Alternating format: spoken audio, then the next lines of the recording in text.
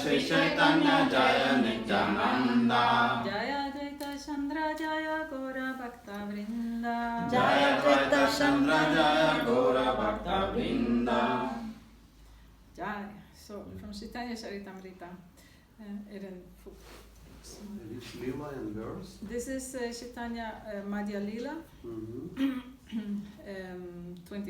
chapter 23, and it's verse 14 to 15. So I will just recite it. Adau Shraddha Tata Sadhu Sango Ta Bhajana Kriya Tato Narta Nivritti Syat Tato Nishta Ruchi Tataha Atasaktis Tato Bhavas Tataha Prema Vyudanchati Sadakanam Ayam Premnaha Pradur Bhave Bhavet Kramaha. So this, all these lectures, these 9 lectures which I'm doing in this seminar is like based on this verse. So translation: in the beginning there must be faith.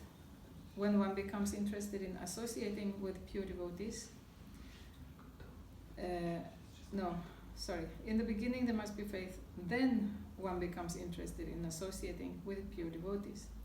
Thereafter one is initiated by the spiritual master and executes the regulative principles under his order. Thus one is freed from all unwanted habits and becomes firmly fixed in devotional service. Thereafter one develops taste and attachment. This is the way of sadhana bhakti, the execution of devotional service or bhakti yoga, according to the regulative principles. Gradually emotions intensify, and finally there is an awakening of love. This is the gradual development of love of Godhead for the devotees interested in Krishna consciousness. So this verse is like the heart of, actually, the heart of ISKCON, one could say, the heart of what we are doing in this Krishna consciousness movement. So since they are translated, so Shraddha is the faith, and then association is the sadhu sangha, and bhajana kriya, when you serve under the instruction of the guru, and today is the freedom from the unwanted habits, anartha nivritti. So that is, and then after that one becomes fixed in one's devotional service. So Om Gyanatimirandasya Gyananjana Salakaya Shashuram Militam Yena Tasmai Shri Gurave Namah Shri Chaitanya Manobhistam Stapitam Yena Bhutale Swayam Rupa Kadamayam Dadati Swapadantikam He Krishna Karuna Sindhu Dina Bandhu Jagalpate Gopesha Gopika Kanta Radha Kanta Namostute Tapta Kanshana Gaurangi Radhe Vrindavaneshwari Vrishabhanu Sute Devi Pranamami Hari Priya Vanchakalpatarubhyasya Kripa Sindhubhya Evacha Patitanam Pavanebhyo Vaishnavebhyo Namo Namaha Shri Krishna Chaitanya Prabhu Nityananda Shri Advaita Gadadhara Shivasati Gaura Bhaktavinda Hare Krishna Krishna Krishna Hare Hare Hare Rama Rama Rama Hare Hare. Jai. So based on that verse, and then it's like anartha nivritti.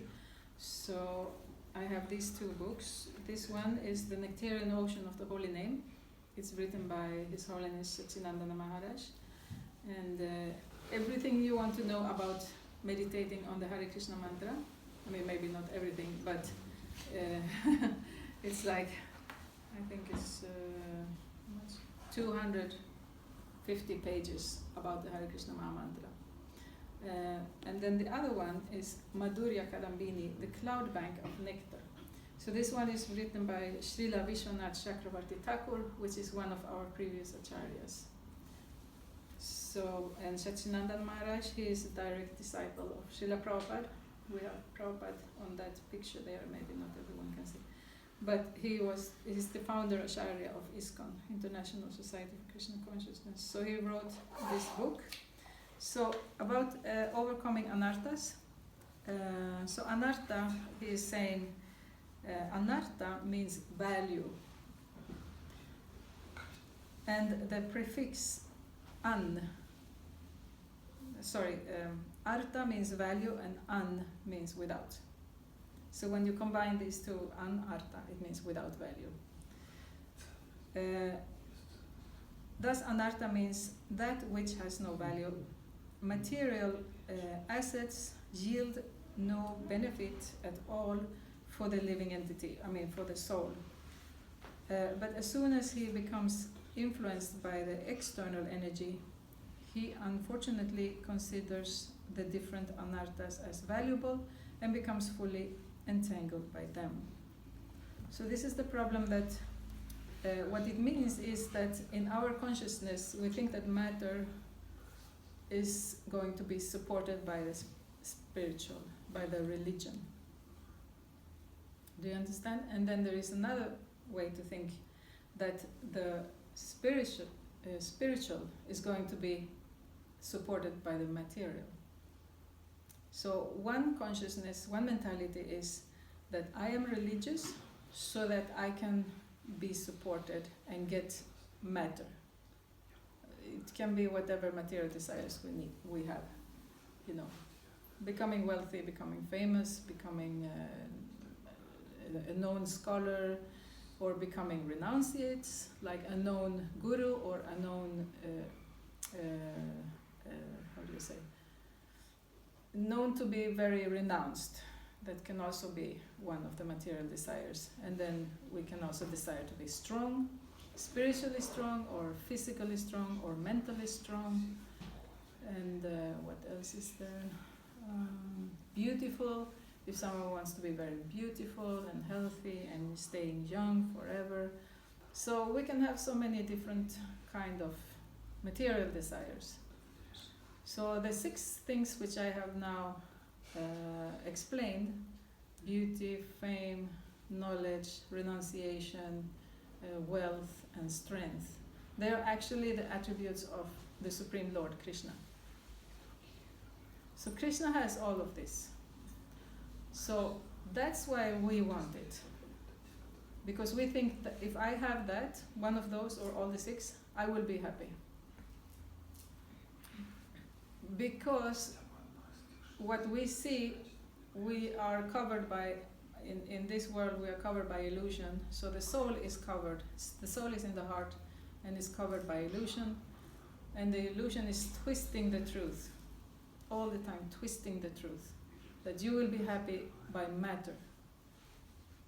No, you will not be happy, but there is some truth there in the qualities which are reflected by the matter. The beauty. So the beauty comes actually from Krishna. So that's why people are attracted by it, because that quality is non-different from Krishna, and the soul is always attracted by Krishna. What does the name Krishna mean? Does anyone know? Attraction. Yeah, the all attractive. The person who is the most attractive. And he is the most attractive because he has all these 6 qualities which I mentioned, 100%. He has them in full. So imagine you meet someone who is very powerful. And not only he's powerful, but he's also the most beautiful person you have ever met. And not only that, he's also the most intelligent person you have ever met. And not only that, he's also the richest person. Not only that, he is the strongest. And he's the most beautiful, I said. And the most renounced. He doesn't seem to be, attached to his wealth and, his strength and everything. So you meet that person who has this in full. Krishna is the owner of all the universes. Some people, they may become really puffed up because they have a mansion in 3 countries, let's say. They have a big house in 3 countries. And then they think, oh, I'm so rich. But Krishna is the owner of not only this planet, he's the owner of all the planets and all the universes, material and spiritual. So we can never compete with him. There's no chance we can ever compete with him. But He is also Rama. So Rama means the source of all happiness. So, but how do you come in contact with Krishna or Rama, which is the same person? By calling out Hare, Hare Krishna, Hare Rama. Because through his spiritual energy you can come, you can reach him. But also the spiritual energy can turn into material energy in your consciousness. So, like Prabhupada gave a very good example, there is this energy which comes from the powerhouse, and then it goes out to our houses, and we can use the energy to cool down the food in the refrigerator, or we can use the energy to heat up the food in the stove. But it's the same energy, it comes from the powerhouse, it's the same energy. So in the same way, for the powerhouse, for him there is no different. The person who is standing there pumping out the energy to all these houses. For him there is no difference. But for us there is a difference. So in the same way, the energy belongs to Krishna, it's Radharani, Hare, or Hara. But for us, on the other side, we can turn it into, spiritual, or we can turn it into material. And it depends on our consciousness. So that is very important, because some philosophies, let's say, most philosophies in the world, especially philosophies which have to do with spirituality, they reason that matter and spirit are opposites. So if material life means wealth, it means if I become spiritual, I have to become poor. Or if material life means laughing, if I become spiritual, I will become very serious. No more laughter. So like that. So those philosophies are impersonal philosophies, but the Bhakti Yoga philosophy says no, it's not like that. It's much more subtle and much more complicated than just the opposites. The opposites we meet in this world, but in the absolute platform there are no opposites. In the absolute platform everything is united through yoga. So the only thing we need to do if we want to have a spiritual experience, we just need to learn how to connect matter in our consciousness with Krishna. So it's as simple as that. So the Bhakti Yoga process is also a way to awakening our love for Krishna. And it comes first with faith, and then associating with people who have that faith, who have that love, and then starting to do some service, starting to serving the spiritual master. Serving the spiritual master means actually to just hear from him. That is to serve. But then he gives some instruction. You do this. It's like a doctor. You go to the doctor, he will say, do this and this and this. Okay, if you do it, you will become better. So the same with the spiritual master. He's like a doctor. He says, chant Hare Krishna mantra every day, 16 rounds, very good, 2 hours every day. Or if you can't do that, at least half an hour every day. And then you will feel much better. You will transcend matter. Or follow the 4 regulative principles, read the Bhagavad Gita, like that. So he will give different instructions, and then when we do, then we start feeling much, much better. Because we are in connection with, we are not like isolated, lonely, parts. Like we will feel there is a connection with the rest of the creation. So like that. So then Anartha Nivritti. So when we start chanting Hare Krishna, let's say we meditate every day, so then gradually this unwanted desires will start leaving the heart. So let's say if we are envious, then envy will disappear, or if we are lazy, laziness will disappear. If we are irritable, then that will also disappear. And if we are arrogant, arrogance will disappear. So all these unwanted qualities will disappear.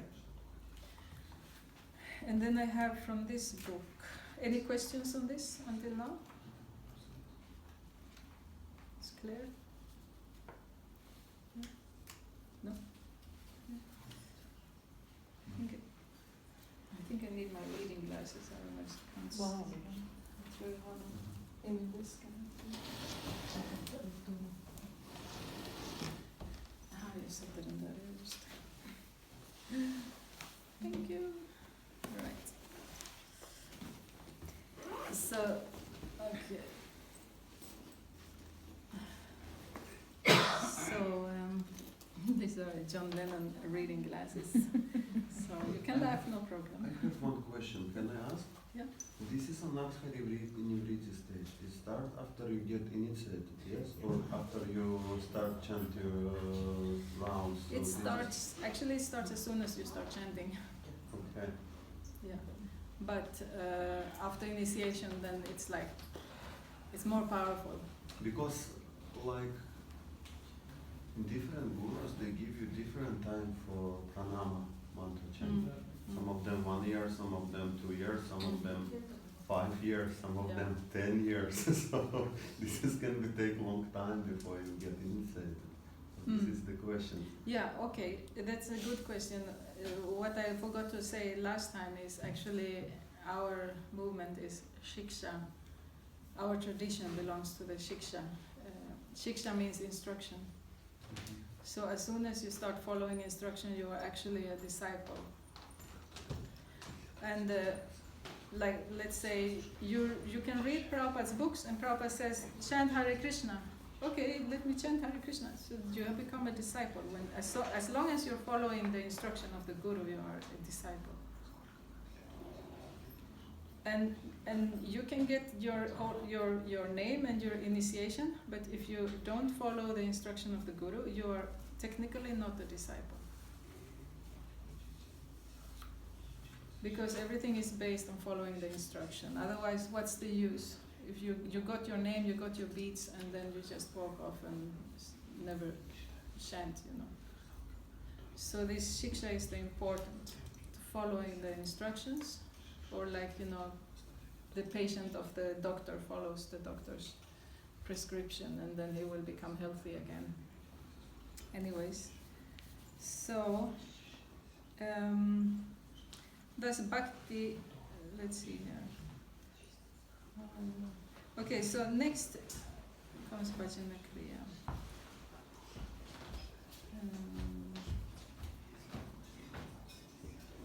So next comes Bhajana Kriya. We spoke about that last time. He begins to practice different types of devotional service. This also is of two types, unsteady anishta and steady nishta. 6 different stages mark the progression of unsteady devotional service. So in the beginning we are actually very unsteady. We start with our devotional lives, and then let's say, one day we're super enthusiastic, and that is called Utsahamayi. Utsahamayi. You're super enthusiastic, and you want to chant and chant and chant and chant, and then after 3 days you don't chant anymore. So that is because the heart is not pure. So that's why we can't be all the time on high up there above the sun, above the clouds, So let's say you go by the airplane, and you have to penetrate all those clouds, and then you see the sun. So it's the same with spiritual life. That first it takes a lot of power, a lot of power and determination and fighting and everything. You penetrate the clouds. The clouds is like this anartha nivriti, which we're talking about today. So much material contamination. But then you just go on and on and on, and then finally you will see the sun. And then everything will be clear, and then you stay there, isn't it? The airplane just stays there all the time. So, but as long as there's contamination, then it will be quite cloudy in our spiritual life. So, this false confidence, utsahamai, so if you wonder like, why am I sometimes enthusiastic about spiritual life, sometimes I'm not. It's because the heart is impure, but you just continue with your spiritual life. Don't give up, try to be steady. Like, let's say if your minimum of chanting is 4 rounds every day, then try to be steady with that.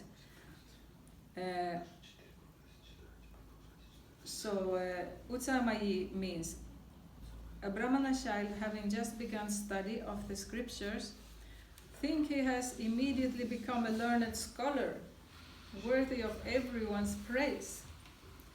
Similarly, a person just beginning devotional service may have the audacity to think that he has mastered everything. This is called utsahamai, or puffed up with enthusiasm. So enthusiasm is based on the false ego and illusion. It's not real enthusiasm, it's not real spiritual enthusiasm, and it's also not, so it's just illusory enthusiasm. But it's good. It's good. If you feel inspired, just use that energy. It's very good. So, and then the next is Gana Tarala. So the same child at times diligently engages in his studies, and yet at other times, due to inability to understand the scriptures or lack of real taste, he doesn't study. In the same way, a new devotee will sometimes practice the different forms of devotional service and at other times neglect them, being sometimes diligent and at other times negligent. His endeavor is called Gana Tarala, condensed, diluted, thick and thin. Yeah, so that is, I think that is quite clear, isn't it? That, one day you think it's nice and I like it, and then another day you're not so inspired. We have our ups and downs in spiritual life. And then the third anartha is Vyudha Vikalpa. So this is a quote: shall I just spend my life happily in family life, making my wife and children Krishna conscious and worship the Lord? Or shall I give them up and go to Vrindavan to perfect myself by engaging full time in hearing and chanting with no distraction? So this is a little bit like, what is my duty? Shall I work? Or maybe I should just not work. Then I can full time engage with spiritual life. And then we have, shall I wait to the last stage after enjoying all sorts of pleasures? And I finally understood that the whole material world is simply a forest fire of affliction. Meaning, I don't know if you heard about this, there was this saint from Assisi, what was his name? Francisco of Assisi. He was a very rich Italian. Yeah, so he was like, having a really good time because he was a rich man's son. But then he became a saint.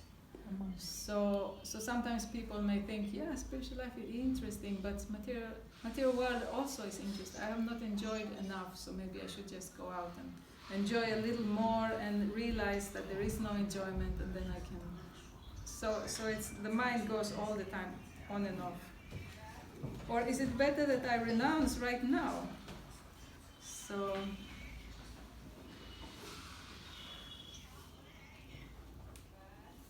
Okay, and then we have Vishaya Sangara. Vishaya Sangara is another kind of contamination of the heart. So here's one verse. One whose heart is absorbed in materialism is far from obtaining devotion to Vishnu. Can a man, by going east, obtain something that is in the west? So seeing that material enjoyment is forcibly carrying him away and impairing his steadiness in service to Krishna, the devotee resolves to renounce his addictions and take shelter of the holy name. But many times his attempts at renunciation often end in enjoying what he's trying to renounce. Such a person is exemplified in the Srimad Bhagavatam. Yeah, because we have like 4 regulative principles, like, you know, we are vegetarians and what else is there? No gambling, no lotto, and no smoking, and, you know, drugs and alcohol, and no sex outside of marriage. So sometimes for the devotees who have been doing all of those things can be very difficult, like all of a sudden just to give up all of those things. So that is what it's mentioned here. It's an addiction, some kind of addiction. It can be sex addiction, it can be alcohol addiction, it can be television addiction, it can be Drug addiction. drugs. I mean, spending money on lotto or whatever it is. So different types of addictions are there. So this ongoing battle with his desires for sense enjoyment from former habits, where he sometimes meets with victory and sometimes with defeat, is called Vishaya Sangara, or struggle with sense pleasure. Okay, that's one, the struggle with sense pleasure, and then we have 2 more. We have Niyamakshama. Then the devotee will resolve, from today I will chant such and such number of rounds of japa and will pay so many obeisances. I'll also perform service for the devotees. I won't talk about anything except the Lord, and I'll give up all association with people who talk gossip. Though the devotee makes such resolutions every day, he's not always able to carry them out. This is called Niyamakshama, or inability to follow rules. Vishaya Sangara is the inability to give up sense enjoyment, and Niyamakshama is the inability to improve his devotional service. And then we have the last one, Taranga Rangini. Taranga Rangini is finally, it is well known that the very nature of bhakti is to be attractive. Thus many people become attracted to the devotee, the abode of bhakti. And as the old adage goes, by the public's attraction one becomes wealthy. Bhakti produces much opportunity for material gain, worship and position, labha, puja and pratishta. There are weeds around the creeper of bhakti seeking one's pleasure, ranga, amidst the weed-like facilities, which are but small waves, taranga, in the ocean of bhakti is called Taranga Rangini, delight in material facilities. Because when we become religious people or when we become spiritual people, then we are producing something called akarma. You have heard about karma. Everybody has heard about karma. That's action and reaction. Actually, according to Bhagavad Gita, karma means when you follow the scripture, that is karma. The result is material happiness. Vikarma is when you break the scripture. The result is material suffering. Akarma means actions which will liberate you from the karma and the vikarma. So you become liberated from both. So akarma means, so when you chant Hare Krishna, that's akarma. When you worship the deity and read the scriptures, all of those things are akarma. So Taranga Rangini, so it means when you worship Krishna, you will get facilities, you will get wealth, and the wealth will stay with you. You will get fame, and the fame will stay. You will get followers, or people who admire you, and so many different facilities will come. But if you think, oh, now I'm so great, so that is this Taranga Rangini. It's just Taranga Rangini because the devotee is very attractive, because Krishna is in the heart of the devotee. And that's why devotees are attracted. But as soon as one starts becoming puffed up, then that attractiveness is no longer there. Or we may even lose the wealth, the fame, and the reputation and everything.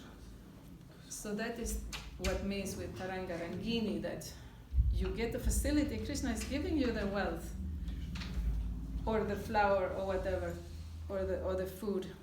He's giving it to you so that you can offer it to him. Because if you don't have anything to give to the person you love, then it's a little bit, it's not so much fun, isn't it? It's not so much fun. If someone you love has a birthday and you can't even buy them anything, not even a flower, and it's like, happy birthday! I am here at least. But it would be more fun if you could buy them a flower and offer it to them. So that is why Krishna is giving us facilities. So people who are religious, generally, they have a lot of money. So why do they get it? Because then the relationship will be nicer to the Supreme Lord, because then we can all the time give him something. Every day we can offer him something. Some nice fruits, some nice food, some nice flowers, incense, a nice house.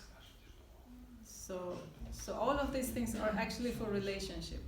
Never forget that wealth is for one thing only, and it's meant for relationships.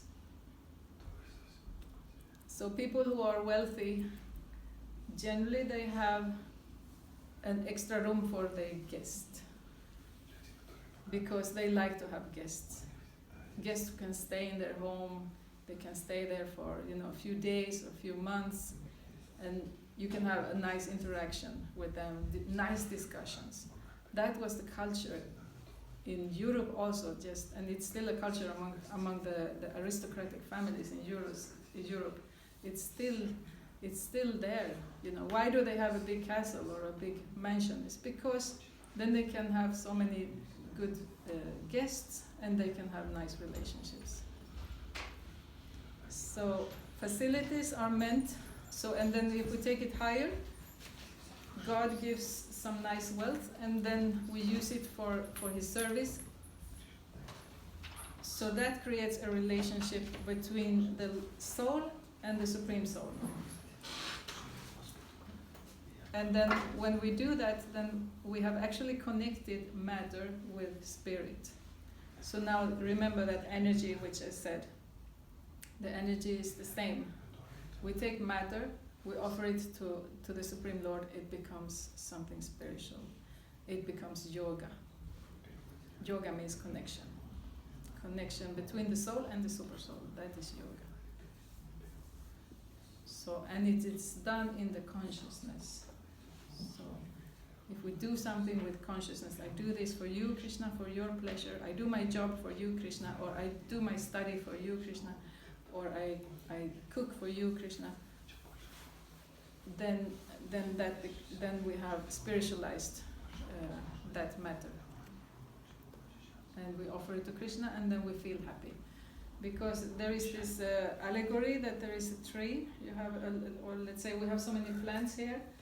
So if someone would give just water to the leaf, but not into the soil to the root, so then that plant will die. Doesn't matter how many liters of water you put only on the leaf, but it never reaches the root, then it will die. So in the same way, Krishna is the root of everything. So if we offer to him, then all the branches of that tree will become very happy.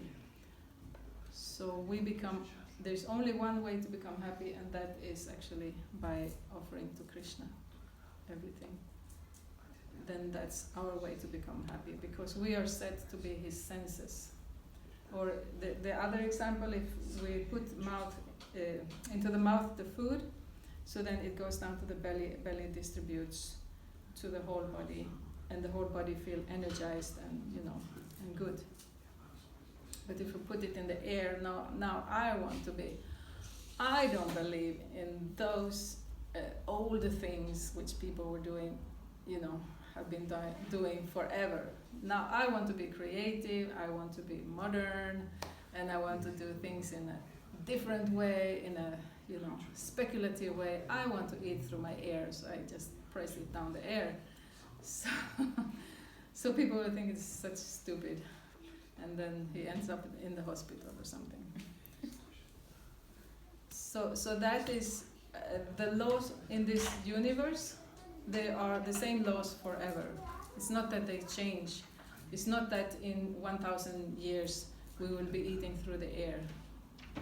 It's not like that. And even if someone would say yes, there would be, but still it has to go down to the belly and be distributed like that. So that is called dharma.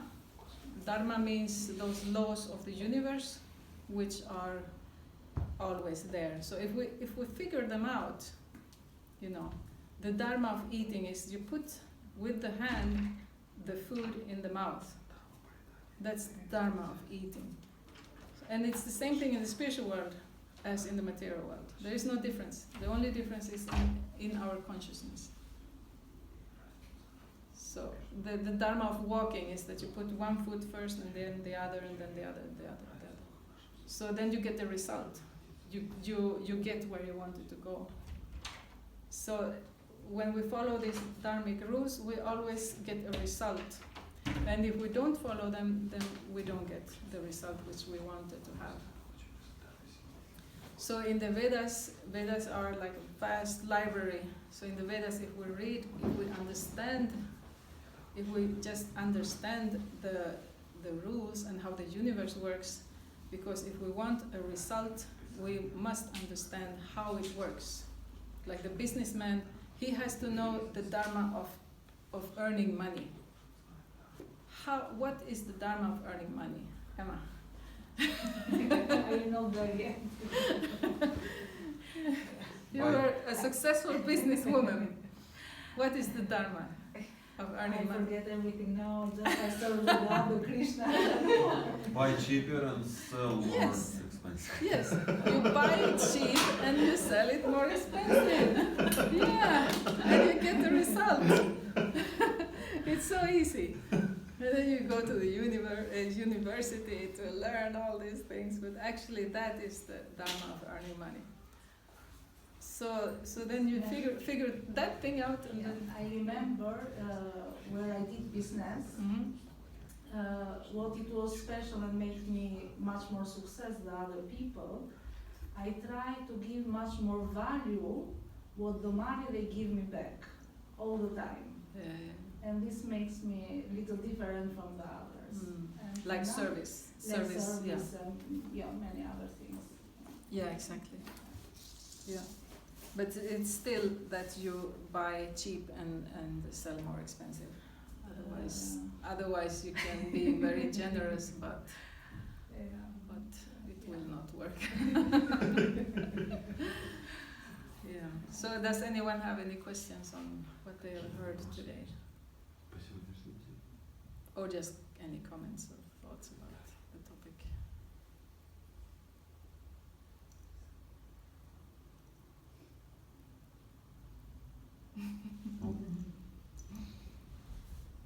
Yes. You were saying about, I can't remember everything word for word, but something like that when we have a job, we should offer it to Krishna. But what if you don't like your job? Yeah, but we have the sense of duty. So the sense of duty is that you have to maintain yourself. Yeah. So that, I mean, it's Krishna's system. Why do these things exist? That there is a job, and that you get a result from that, which is the money, so that you can maintain yourself. That is Krishna's system. He has made that system. So it's there in every country. It's not that it's only here in Sweden and then everyone else in other places they don't work. In every country, in the whole planet. So it means these are the laws which Krishna has made. So we, in order to maintain the job, I mean, you need to do your duty as a single grihasta. because that's what you are. So, or if you are grihasta and you're married, still grihasta, single or without family, they have to maintain themselves. So then you just have to do that duty. So if you think, okay, Krishna, you have made up this system, this is in this universe, it's like that. If I want to have be able to pay my bills and buy some food, then I need some money, and I get the money by working. So then it is your system, and I am your humble servant and your obedient servant. So then I follow your system. So when you follow his system, then you do dharma. If you don't follow the system, you are on the adharmic path. And when you are on adharma, then you will not get that money which you wanted. Even if you have unemployment money, you will not get as much as you need for fulfilling your whatever needs. You will get something, but that is based on your previous life. That is karma from previous life. So if you do it on the dharmic way, so then you work and you get the money which you need, even if you hate your job, but you understand this is Krishna's system, and this is how we maintain the material body. It is my duty to maintain the material body for Krishna, for Guru. So sometimes we hate it. If we hate the job, it means it's not our nature. What we are doing is not our nature. So that dissatisfaction is because we are working outside of our nature, and that working outside of one's nature is also a dharma. So that's why this dissatisfaction comes. So you have to find a job which is according to your nature. And when we work according to our nature, then it's so easy. It's like, it's like when you swim and then the current is with you. Then it becomes so easy. You have even if you have obstacles, but it's still your nature and you can deal with them because it is your nature. And the money will come very easy. So it's important to understand your nature and then try to just go for that. So that's much better if you could try to find. Yeah. Yes, you have something. Yeah, I have it, all the service I needed in my place and business and home, everything. I've been not happy. I have it a lot of around me. It was not my nature. And now I understand much more why. I needed to do nothing, just to be there, and I have it, everything what I needed this time. And now I am much more doing the things I never thinking I'm going to do, all the service, and I'm happy. I be happy, where we are in our dharma nature, who we are, and what we are supposed to be in this time life. Yeah, and if one wants to change the job, you have to have some facility, like some money has to be there while you're starting the other thing. So you have to have your work, but start something else, and then when that one is giving you a result, then you can let go of the other one. So I think music is you will really, that is your thing. Music. YouTube star or Okay. Okay, change the subject. Yeah, I like looking. Yeah. Okay. Last question. But if it's money come easy, but you still don't like your job, what does it mean? Yeah, that's what I'm saying. If you don't like it, it's not your nature. Yeah. So money can also come easy because it's the karma from your previous life. Okay. Yeah.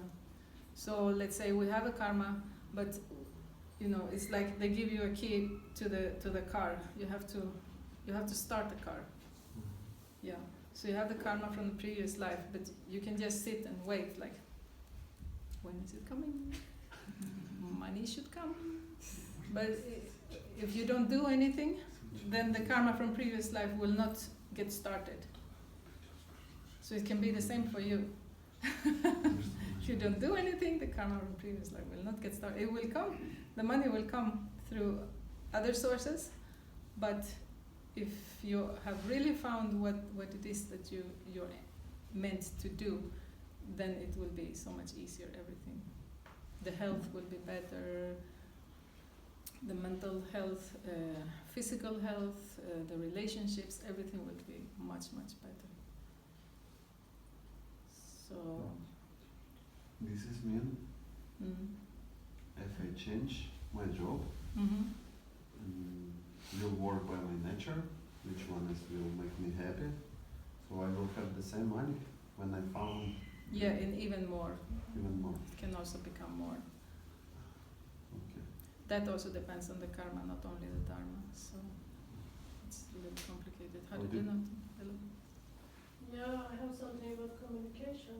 Yeah, I think you had something first before that, back to Alexei, or you wanted to say something?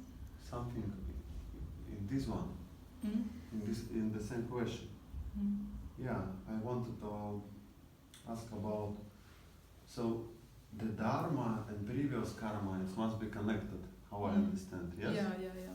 Because if you do something, which one you do by dharma, but something not in your nature, so this is mis dharma with adharma. Yeah? Yeah? Yeah, exactly. Connected. So it's like you put a little bit of sand into the sweet. It's like, it's nice, but something is something is not wrong. really right. Yeah, Yeah. so skip the sand. So do everything in the dharmic way, and then, things will be really good. Yeah. Thank you. Yeah. And it's back to Serena. No, I have only a question about communication. You can communicate in different ways. And I have something with mobile phones right now. They break down. Yeah. So I say like, why, Krishna, what are you doing with my mobile phone? It's like, I don't know if maybe I need to communicate in another way or something, or because now I have shut down Facebook. And after that, my phone died. So now I need to buy a new one. It can be so many different things, but of course it's nice to be a little bit introspective when things happen in one's life. It's like, why is this happening? Okay, phone has to do with communication. So am I maybe good in communication, or am I bad in communication? Do I need to improve it? So you can take, everything which happens, you can take it and try to improve yourself, but not necessarily that it has to do anything with it. But devotees are always like introspective. So this introspection is very important to consider. What was the other point? Or Other point? no, there was no other point maybe. No, not what I know. No. Yeah, okay. I was Yes. Okay, back to Alexei. My wife asking, so we know from the Vedic time, and now in Russia devotees, they think what Mataji Dharma is stay at home, cook, take care about the children, clean up everything, but here how he see the Mataji is working, they doesn't feel happy. Maybe Yeah. it's so she think what's everything She come, means come the to Swedish women in general, or she means the devotee women? she mean devotee woman because she think what the woman who married to husband in Vedic system, she get everything through the husband, not she need go and do some Yeah. dharma. So this one, can you do any comment about it? Yes, of course. I mean, thank you for your question. It's very interesting, actually. Yeah. Yeah. So if the husband is earning enough, then, and if they both agree that she stays at home and takes care of the kids, then then they both agree on that. But sometimes the husband may want the wife to work, and he, like in my case, my husband encouraged me to work, and he encouraged me to study in the university. So I am following my husband's instructions and advice. So I am still serving him. So I'm protected by that, and I'm also getting a lot of happiness and a lot of success. So if the husband wants the wife to work, then she should do that. And if he wants her to stay at home, she should try to please him by doing that. But at the same time, the husband also has to be like a very responsible person, very introspective, and he should never try to exploit his wife. So if he doesn't try to exploit her and she is not taking advantage of his money or whatever, so then it's a nice relationship. So, but of course, ideally, it's nice to, be at home and cook for him and take care of the deities and chant and like that. But it depends what the man also wants. So the principle is to try to please the husband. That is the principle. Yeah. So she said mostly in Russia the mothers they don't need to work. Yeah, no. Yeah, they are lucky women. Very lucky. She's still Yes. like in our situation, she don't work. She married and now she don't work. She don't care anymore. It's a wonderful. We should maintain our family. Yes. Yeah, especially when the children are small. Yeah. Then they need a mother and they need nutrition so that the body can be developed nicely and like that. So it's a luxury life. It's a luxury life. Nowadays we think, oh, women liberation, it's the best, but it's not the best. It's not the best because women actually they don't like to go out of the house so much. They like to be in their own house because they feel safe there and comfortable. For the woman, comfortable is very important. They don't like to go out. Get up 5 in the morning and out, take the train somewhere 6 in the morning and start working 7. It's not meant for the woman. It's not meant. So that's why in this country we don't have such feminine women. They are not so feminine. Hmm? In my life and my work, I never needed to go early and I be so comfortable, and still what I understand now, it is our nature to be safe and to have this kind of protection from the husband. Yeah. And for example, in your case, if your husband advises you something or you need to listen to the husband, it's important the husband is connected with the Krishna. What you are doing or advice from him is connecting with the Krishna. Yeah. And this is so important. Yeah. Thank you. Yeah, my education is connected to what we want to do in the future. Yeah, like we would like, my dream is to start this Bhaktivedanta College again.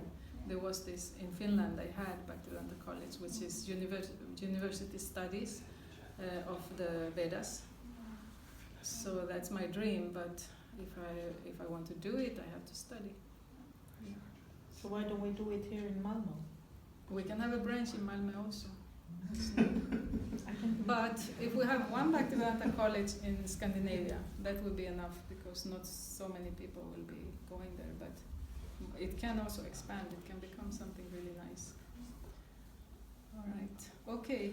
Thank you so much for hearing. The conclusion of this is that when we are chanting Hare Krishna, we take initiation or we follow the Guru. We start serving, and after that, the heart becomes purified from all these things which I have mentioned, that we are not steady in our spiritual life, which means that we come to the mode of goodness. Steadiness means we come to the mode of goodness. So thank you very much. Jai Srila Prabhupada ki Jai. Welcome Nandi. Hari Hari Bol.